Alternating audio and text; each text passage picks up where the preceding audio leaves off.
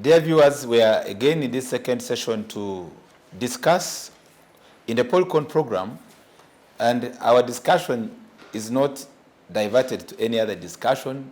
It remains inclined on whether we should appreciate the presidential economic initiative programs. It is long overdue. Citizens are asking. You promised the nation, the head of state has promised to be Uganda to be a middle-income earning country. Passionately, our dear guests and the viewers, without any space for contradiction, all of us want to live as a prosperous country. And there are a number of ways, a number of programs, a number of policies which have been supported by the government to achieve this. In our first session, we're realizing that there are missing links to realize this dream. Some countries which we always admire in our analytical views, you look at Singapore, you look at Malaysia, you look at our neighborhood Kenya, which also is entirely an agrarian-based economy, has made progress. We have had also different challenges and different situations affecting Uganda, among of which that the guest would have also wanted maybe to hint on the issue of corruption. By 2014, when there was a suspension, it was a short-term suspension of the NADS program, not the act, but the NADS program, before it was modified to have a component of what is being referred to Operation Creation Wealth. It was found out that there was mismanagement of the NADS funds, and the implementation framework, as a result, it was altered. And from time to time, even when we have had the Operation Wealth Creation, still, in some countries, as one of the key leader of it, General Sarre, who was part of, who is part of this leading program to create wealth, it was found out that some of those who were stakeholders in Operation Creation Wealth, also they were mismanaging funds. And as resources are mismanaged and misallocated to where they should be, that means there is always a denial for what we could refer as citizen economic transformation. What has happened and what has not happened? First of all, let me first correct this. And I must declare I'm a staff of Operation Wealth Creation. I'm a director in Operation Wealth Creation. The information you are giving that Operation Wealth Creation has mismanaged fund is false, because Operation Wealth Creation is not an implementer. Operation Wealth Creation is just a supervisor, not even a supervisor. It is more or less like an oversight. Would you tell viewers how it works? The monitoring and oversight organ of the government, of the overall government. Can you tell viewers how it works? The implementation in the sectors where we have been is to oversee what NADS has been doing and then report to the appointing authority or the cabinet or these other organs. For us, we see and report. We are not a hands-on. We are an eyes-on organization. So what have you seen and reported? There is no money that is appropriated for Operation Wealth Creation for what have you seen and reported? What is given to Operation Wealth Creation is to see and supervise. You have reached to a good point on. What have you seen? What have we seen? And reported, because that's why you are there. We have seen, for example, that the distribution of seedling was being mismanaged. Good. And is being corrected. Thank you. We have seen that some of the funds were being allocated in non-productive sectors. We have reported. They are working on it. We saw that there is a wastage. Wait a minute, you have asked me, I'm answering you. Yes, yes. We have discovered there have been a wasteful expenditure. Wasteful expenditure. Wasteful expenditure through seminars. To a tune of how much? Is the citizens want accountability? That's citizens. In trillions, my friend. That is taxpayers' money. And that is why there was a proposal that was initiated. In trillions? Right. What I'm telling you is the information. Okay. There's nothing to hide. Okay. This is public information. You go on the website of the Ministry of Finance. You will realize that between 500, around 1 trillion, between 500 to 1 trillion is lost through flouted procedures. Okay? We have seen that there is overlapping, there is uncoordination, there is disharmony within these government institutions. And that's why the rationalization of agencies has come. That was a study done by Operation Wealth Creation together with those other organs. See? Mm-hmm. And that's why there is that reform of rationalization of agencies. So, Operation Wealth Creation has done a great deal. We are trying our best, but because we are not an implementing organ, for us we recommend. We do the recommendation. We're like an advisory body to the ministries, agencies, and departments. Allow me one more minute, okay? Because we are going story by story together. I want us to go together. There are many things that we have discovered. And I have told you because of the oath of secrecy, there are some things that... Yes, thank you. I want to go with you together alongside this discussion. I want first to appreciate that you have given us information, the work you do as especially this Operation Creation Wealth. And you've talked about your cardinal role, especially the supervisory, right? Am I right? Supervisory. And the advisory. Yes. But in the process of supervisory and advisory, there was a hope given to Ugandans that there was now no more joking with public resources, right, especially through those channels. Right. And by the time we saw the deployment of army officers into this, who were going to be part of the connection to come up with reporting, we knew that there was going no longer to be just, business not to be run as usual. Yes. Do we have so far, maybe what can give a smile? No, not yet.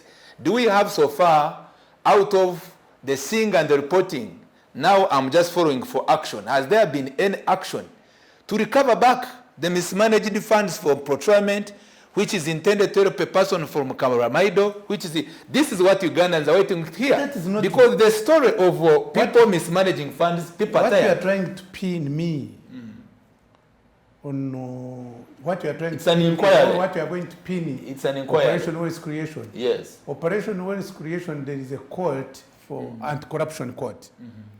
There is a whole institution called IGG, Inspector of Government. Inspector of Government. There is the Auditor General. There are those anti-corruption agencies. We are not an anti-corruption agencies.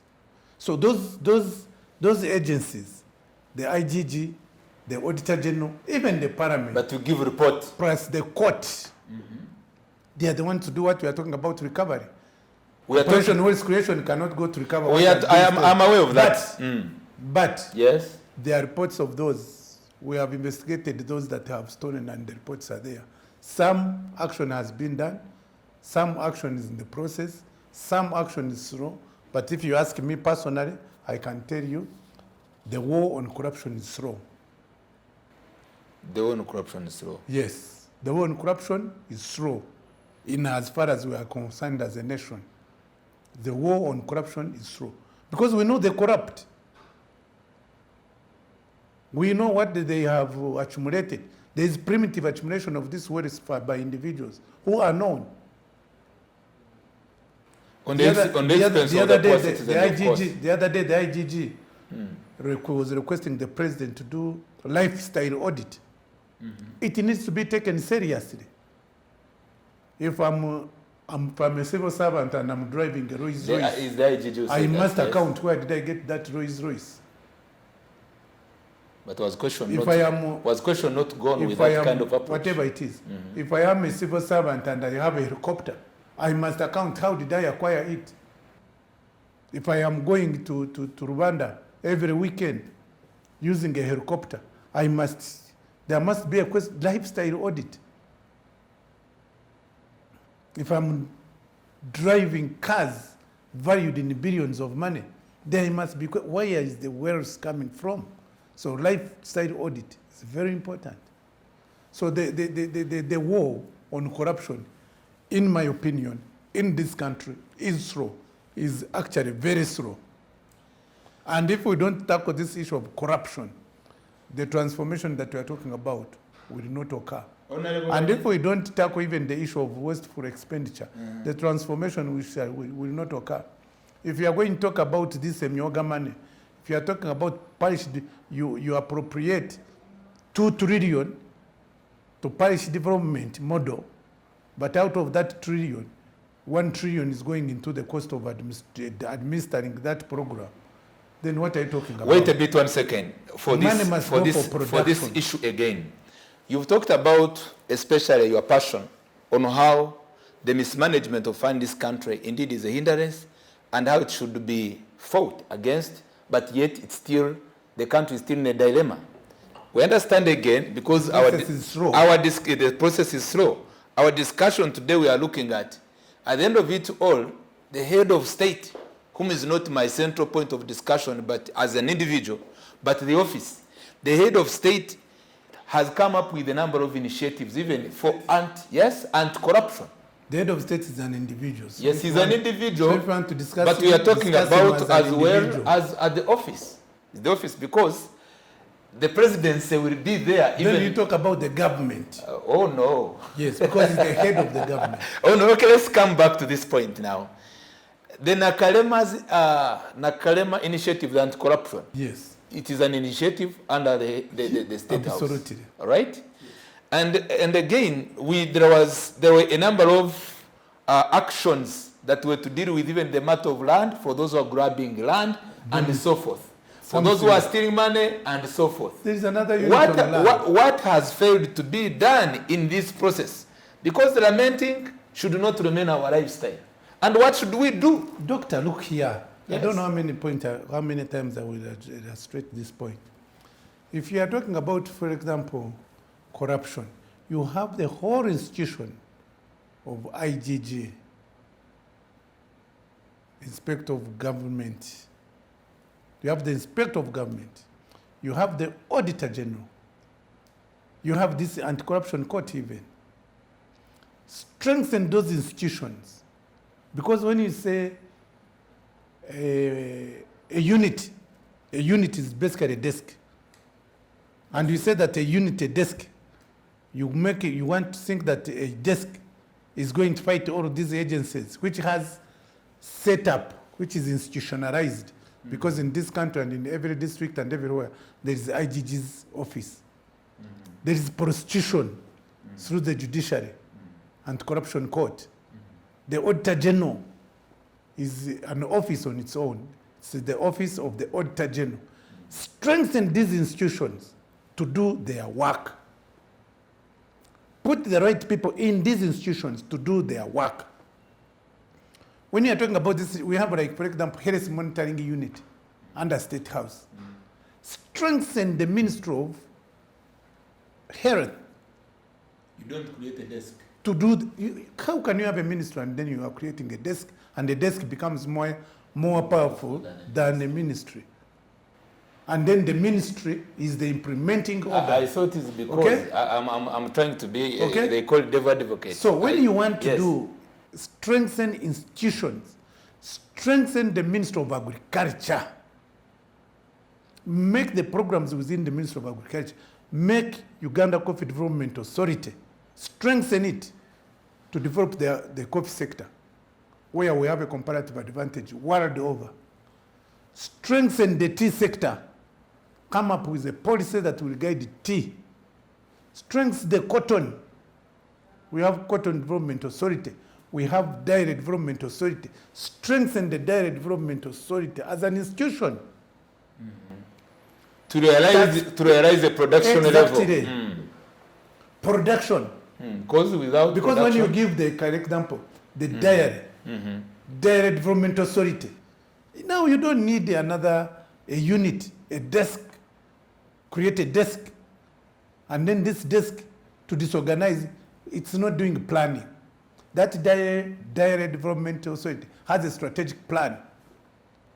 Uganda Coffee Development Authority has a strategic plan. Cotton Development Authority has a strategic plan. Why can't all those agencies go under the ministry? Indeed, they're under the ministry. But they look to be they're under the ministry. They look to be operating. That is what you think. That's what you think. They have semi-autonomous powers. Yeah, that's what it is. Yes, okay, fine. That's what you think, but you are wrong.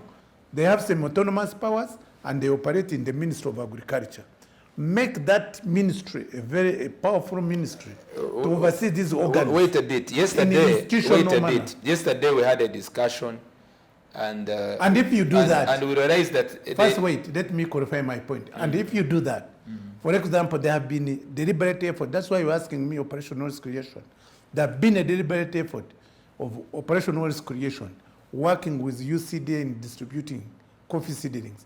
That's why our coffee production now has scaled up to an unprecedented level. There's some progress. Tea, same story.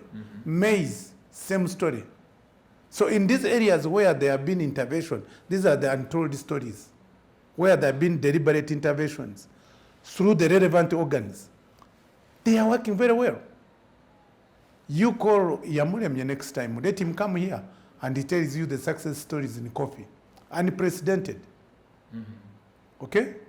Call the ED of Uganda Dairy Development Authority.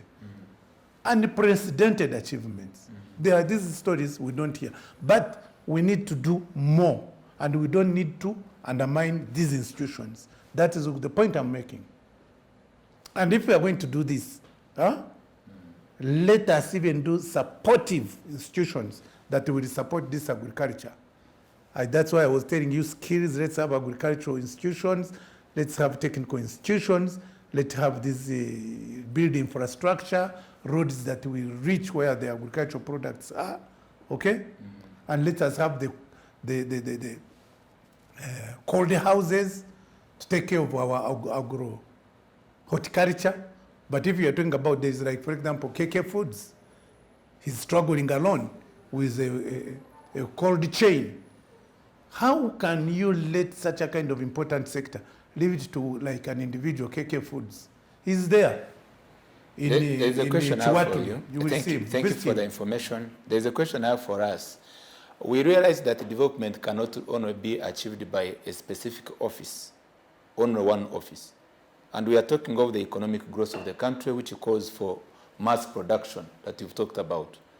And to the citizens who need to know, they want to know, so how should they come into this? Someone either, viewing, maybe from Wakiso, maybe from Jinja, another one is viewing, and for instance, in Jinja, besides all this part of the process, as we are talking about transformation, market is still a challenge. Those who are in Jinja, you remember the farmers in Jinja when they had serious complaint on how they were not helped, especially on, acquiring market for their sugar cane. And again, across board, for those who have attempted to do business, especially from Uganda and going to Kenya, still there are some limitations which are hindering some of our active citizens that are engaged both in production and in marketing to face a challenge. What has gone wrong, and how can we correct this to give the citizens hope? Markets. That is why I'm going to start where I stopped. When I talked about agro, that's horticulture. Horticulture, we are talking about fruits, vegetables, and fresh foods. If you want to have a market, the market is in Europe. The market is in Dubai. But the market even in East Africa is there. Wait. The market is in Europe. We are looking at bigger markets. We are not looking at in East Africa. Where are you going to sell a pineapple? Which countryside does it? If there's value addition and you produce juice. Juice. If you have value addition. Who is going to take his industry? You are diverting me, that's a problem. No. Who is going to take your juice when he can make his fresh juice? Who are you going to sell juice in Kasese when he has his Katunda? Who are you going to sell pineapple juice in Nikabari when he has his pineapple in the field? So the market is outside Uganda. The market is in Europe. The market is in Asia. The market is in China. The market is in America. Those people who do not have those kind of products. Back to the institutions, we have Export Promotion Board. Empower this Export Promotion Board to make sure that it gets the market. Empower these institutions, the institutions, for example, who are financing agriculture, so that we have enough investment into the agriculture. You have enough investment to say, if you are going to say that we have to have pineapples, if you are going to say we are going to do into hustle avocado, provide affordable finance and which is patient for the people to start viable commercial agriculture for export. By the time you are doing that, you are having it, you're exporting it through Entebbe. When you're exporting to Entebbe, there must be cold stores. You must have created an infrastructure. We are creating Uganda Airlines. I wish we had even done Uganda. We have Uganda Cargo Company. I wish we had created and reinforced the Uganda Cargo Company, which has an airplane for cargos, specifically to lift agricultural products, those fresh foods, to Europe, to Asia, to America. You have your matoke. You fry them to Okay, now Uganda. I would like to see. I would like you to Use see the infrastructure. Use the good neighborhoodness so that a farm in Kabale does not need to bring his fresh products to Entebbe. He crosses to Kanombe. It's just 1 hour. 1 hour he has crossed Honorable, Kanombe Airport. the viewers, and taken his the viewers are produce. interested to know that hybrid information and knowledge you are delivering. How can that be realized to a common citizen? Because we are not here just in common urban. citizen. I'm talking of someone who does not know even getting Listen, a doctor, passport. common citizen. A common citizen doesn't need to bring his produce in to Entebbe National Airport. The common citizen, the farmer, needs to produce at the farm. For that process, the trader, all of bring us in that this process. was intermediary. There is what you have, aggregator. If you are going to have the aggregator, that's one who buys and stores, must be having stores. You must, between the farm and the aggregator, there must be infrastructure. There must be an umbilical cord. And that's why I'm telling you, invest in infrastructure. There must be a road to get this produce to reach to the aggregator. This aggregator must have mechanism to export his product. When you're in horticulture, for example, there must be provision of facilities at the airport, cold rooms, before they're exported and loaded. There must be a mechanism. We have ambassadors all over. These days we have commercial diplomacy.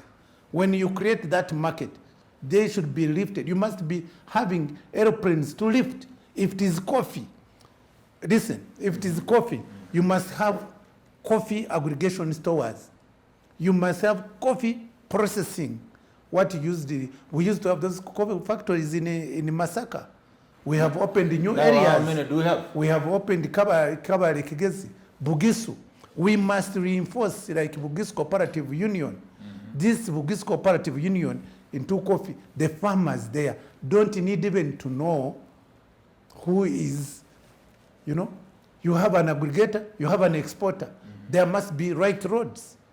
The railway, a producer who's producing his coffee in Karangara, it must be entered into a tray, into a wagon, crosses, goes to Kisimu or goes to Mwanza, joins the train. So the infrastructure must be done right. The farmer must be given all it takes to do the produce, to be the farming. The trader must be, this intermediary person must also be, you capacitate him, and there must, the post-handling harvest handling must also be done in the right way. Thank you. Okay? Yes. Like, for example, in maize, we have a problem of afro-toastei. Oh? It's a very complicated word. To the extent that at one time, we cannot export our maize to Kenya, which is a very high-consuming maize flour. It was Variation. You must enhance. Reported that you must provide facilities we didn't have better quality. For variation. We must not support, not only should we tea, we should be exporting processed tea and packed, not exporting tea in Igane bags. I have witnessed this. You export tea in Igane bags. Are we not exporting processed tea? we process it in Ghana bags. Yes. And when you process it in Ghana bags, you send it to Europe, you send to London, wherever, they export it back as English tea bags. Okay? This is very, I don't know which word to use. Is it difficult to have tea You know, bags? Is it difficult? That's what I'm telling you. That's about having the right machines, the right skills, the right factories. You export tea, and it is re-exported as tea bags. Why can't you do advisory role to advise the president to do so? Man, I'm talking. Which advice do you want other than this? Thank you. I have a question. And which other advice do you want? Noted. Which is on POLICON. Noted, sir. POLICON, Smart 24. Yes. Okay, please. So, and you know these people watch this.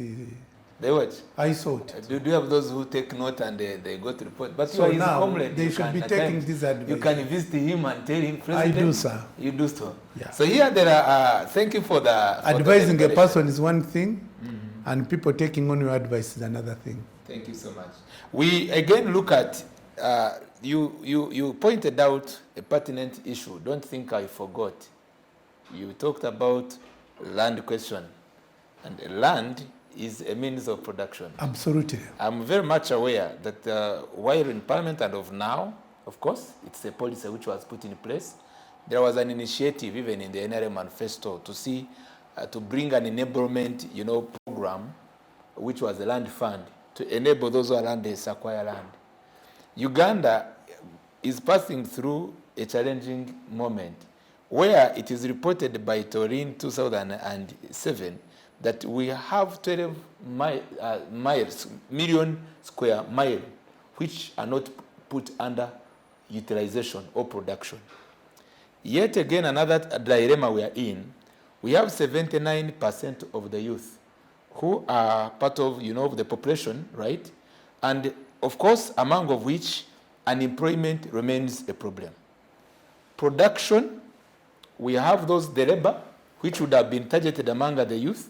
We have land not utilized, but the policy is not favorable.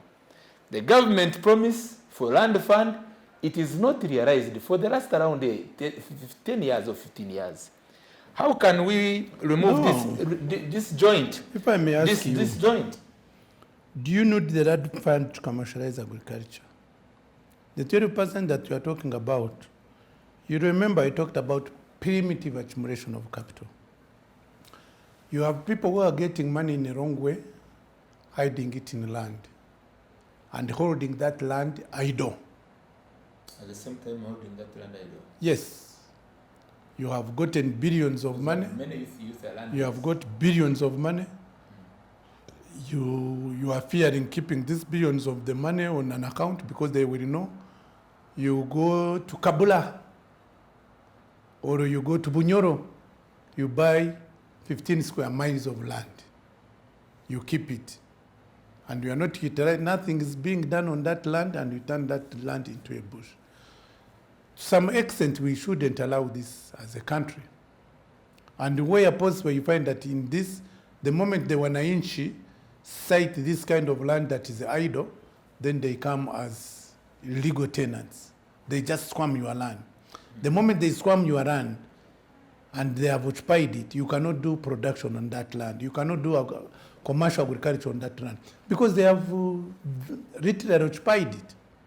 They take a small portion, You know, I come from Kigezi. There's a current law which does not allow you to evict them. If one Muchiga looks at land, he say, ha, echamaguzi wechiri. They come, before you know it, in 1 month, 2 months, 6 months, all your land has been occupied. And occupied by these small holders who are for subsistence. So your land becomes useless. Land which have been commercially viable becomes useless. And the current environment does not favor to evict these people who are settlers. And even when you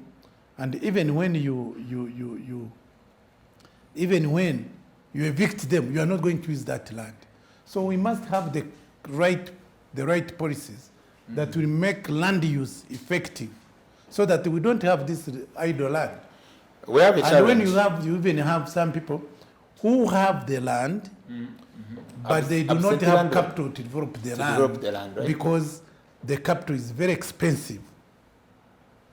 You cannot develop land, you cannot do agricultural commercial farming at an interest rate of 30%. You will be giving away that land. So what you have to do, you have to give incentives, agricultural production incentives. What we are talking about, agricultural facility,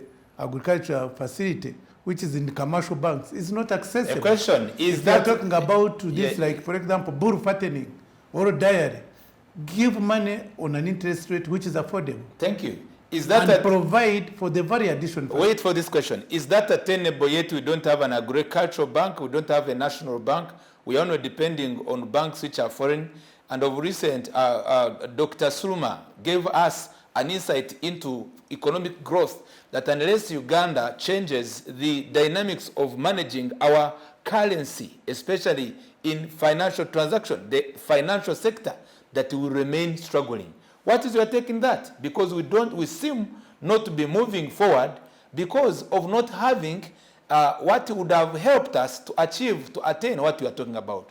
We don't have an agricultural bank, and in that of which maybe you could provide an agricultural insurance fund, and we don't have also some of our banks which are majorly in our economy.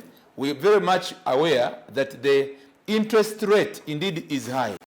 Number one, we are aware that if you go for a loan to pay it back so that you go to develop the other land you are talking about, which is not utilized, by those who are having land and maybe those who want to procure, it is a challenge. What can be quickened to resolve this existing? You are talking about agricultural bank. Yes, because we are dealing with the finance and then how the citizen can I'm answering utilize. you, please. Yes. We had cooperative bank. We are now talking about cooperatives. We're now talking about circles through parish development. Why don't we reinstate cooperative bank? I have heard that pronunciation by the minister in the Ministry of Trade that the cooperative, reinstating the cooperative bank is in the highest gear, which is very good. We have come up with a recommendation that let Post Bank, you merge Post Bank with Microfinance Support Center, which is 100% owned, merge it with Pride Microfinance, which is 100% owned. I am telling you, Pride Microfinance is a government institution, 100% owned, okay? Then you have all these other initiatives that we are talking about, money scattered here, money scattered in the Ministry of Gender, that this is for women, this is for the youth, this is for Manyahu. Bring all that money together and put under a strong institution, which is a rural development bank, basically. Whether you call it an agricultural bank, whether you call it a cooperative bank, but which is a rural development bank. You know, this gap and vacuum is more or less being occupied by Centenary Bank. But Centenary Bank is a commercial bank by all its intent and nature. So it cannot do a social good, which is supposed to be done by the government. Exactly. If you have Uganda Development Bank with only one branch, with only one headquarters in Kampala, decentralized Uganda Development Bank into almost all the regions of Uganda, have a Uganda Development Bank, Kigezi branch, Ankole branch, Bunyoro branch, Toro branch, so that this one to do the development financing from those regions, accesses that finance from those areas. So the financing is key to this kind of projects. You get my point? So what we are talking about, the bank, the financing bank is very key into this. And if even when we are talking about this Uganda Development Bank, even this like UDB, UDC, Uganda Development Corporation, to partner with the private sector so that you have the PPP, public-private ventures, where the private capital is not enough. You have the state partnering with the private individuals so that the state provides the capital needed. And over the time, the state withdraws as the private sector grows. So all these initiatives must be thought and must be addressed for us to do the transformation. If we don't do this, we are thinking of a transformed economy. It's now coming to 40 years. We shall have another 60 years. It will be 100 years before we do the total transformation. And what I'm telling you is possible. You go to United Arab Emirates. United Arab Emirates transformed itself in about 20, 30 years. Okay. It was a desert country with nothing. In 1975, Uganda was a donor country to the United Arab Emirates, where all Ugandans are flocking to Dubai. Around that time, there is even a photo where President Idi Amin of then Field Marshal went with Moses Ali, who was the Minister of Finance at that time, donating to United Arab Emirates. Okay? Uganda was rich, United Arab Emirates was poor, and we were taking a donation there. Now you take a donation, you go and give them a donation back. What was done differently during the time of Amin to make us an economic power, and now? Well, even Amin's time, we are not exactly. We are not saying that we are all that much. But of course, during Amin's time, those were issues. Okay, at 1972, when Amin was coming up, you know, we were progressing very well. Yes. We were at the same footing with Singapore, Thailand, Malaysia. But Singapore is now a first world Maurice. Malaysia is an industrialized country. So all those countries, the Asian tigers, were on the same footing. Singapore, we were on the same footing. But of course, the political destabilization in 1975 also distorted. So much as I'm even talking at that time, Amin was harvesting where he did not sow and distorted the performance of the economy then. But you can see what Uganda was then, what the point I'm making. Uganda was a donor country to United Arab Emirates. You okay? Those Dubais and what and what and what. We are donors. Somalia, which is a failed state now, was also a donor country. I get the point. So what went wrong with the African states? And what went wrong in Uganda, what is going wrong in Uganda is going wrong in other countries. It's going in Congo, it's going in all African countries. Can't we rectify it? Of course, with good governance. What we need is good governance. What are you lacking? Good governance. You have a fully-fledged parliament, even we need a good governance. Big numbers, 529. We need a corrupt-free government. We need a highly skilled citizenry. We need to have a focused citizenry, focused leadership, visionary leadership. Okay? We don't have to have thieves in government offices who are going to siphon billions of money, and you see these mushrooming buildings everywhere, and we call that development. That's not development. Don't you have one development there? Is development. Honorable, do you have one there? At least what I have earned it. So what we are talking about when you have to have development, it should be sustainable, equitable. It should be for all, not for small individuals who are siphoning public funds. And then you see the private sector. Individuals are very rich, but the public is poor. You have individuals who are extra rich, and you have a government which is poor. Why? Because the funds within the government are being siphoned. Thank you. We are drawing towards the closure of our program, and there are some just pertinent issues which want the information, which want to leave with the viewers, which is unresolved question. Unemployment in this process remains a challenge. The education system, of which is not our topic of discussion today, does not drive to what we are calling as skills, including a link with the Emyoga, which is an initiative, and there may be the currently, the recently launched parish model. Yet, we have 5 years to go in as far as the term of office. Every 5 years there's an election, and a party or a ruling party or any other party comes up with some programs. Would you draw for us a perspective of what the citizens should do and what the government should do together to see a Let the booming, citizen- a booming economy. The citizens have listened to this program. A Let them booming economy. They should deduct. No, we want some recommendations in your wisdom, sir. The government, what they should do to have a booming economy that is not staggering. For emphasis of repetition. You are asked to what, of course. For. That's what we are calling good governance. Corrupt-free government institutions. That's on the side of the government, yes? That's number 3. Focused investments in health, in education, in infrastructure. Let the government build roads. Let the government build hospitals, schools. Let the government scale the wananchi. What should the wananchi also do? Because they have a responsibility. Once you do that, the wananchi will, the wananchi will, their children will go to schools. They will take their schools. When they are sick, they go to hospital. Are you telling me that the wananchi doesn't have the ingenuity of knowing that I'm sick, I'm having malaria, let me go to the hospital? Are you telling me that the wananchi doesn't have the ingenuity of taking their kids to schools?